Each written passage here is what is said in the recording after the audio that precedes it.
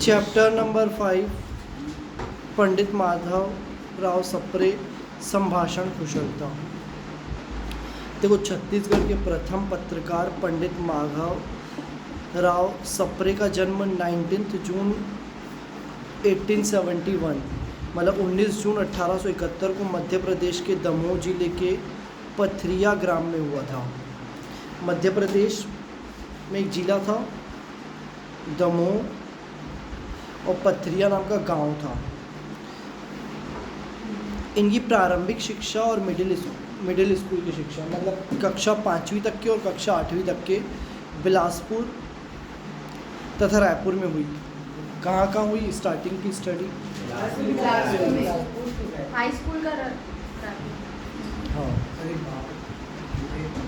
उच्च शिक्षा की पढ़ाई के लिए जबलपुर, ग्वालियर और नागपुर में गए थे पढ़ने, और फिर कलकत्ता विश्वविद्यालय से इन्होंने बीए किया। और बीए के बाद इनको सरकारी जॉब मिल रही थी, बट इन्होंने सरकारी जॉब नहीं की और पूरा जीवन हिंदी भाषा की सेवा और देश की सेवा करने का प्रण लिया। कृतित्व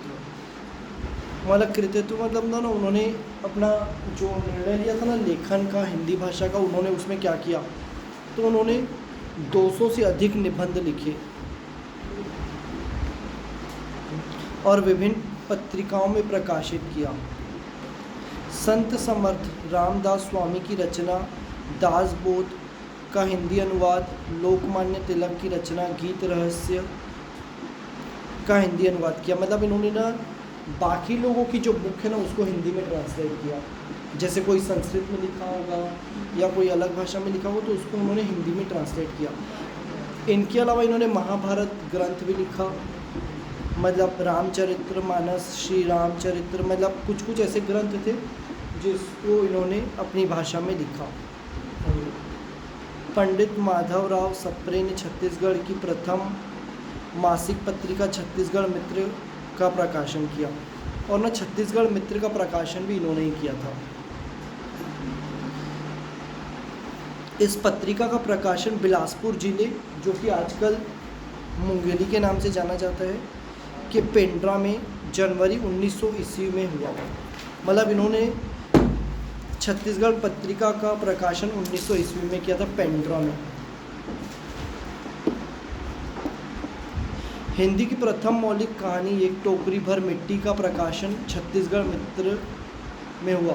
मतलब देखो, एक कहानी थी एक टोकरी भर मिट्टी जो हिंदी में थी, उस कहानी को इसने छत्तीसगढ़ में लिखा और मतलब छत्तीसगढ़ मित्र नाम का एक पेपर था उसमें छपवाया।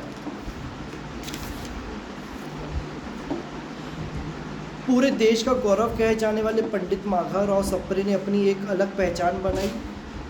पूरे देश में इन्होंने एक अपनी अलग पहचान बनाई और उनकी पत्रिकाओं के माधव राव से देश में बहुत सारे राजनेता सामने आए। मतलब इनकी वजह से बहुत सारे नेता सामने आए। और ये जो है ना 23 अप्रैल 1926 को रायपुर में पंचतत्व में विलीन हो गए। पंचतत्व में विलीन हो जाना मतलब होता है उनका देहांत होता है। कब देहांत हुआ?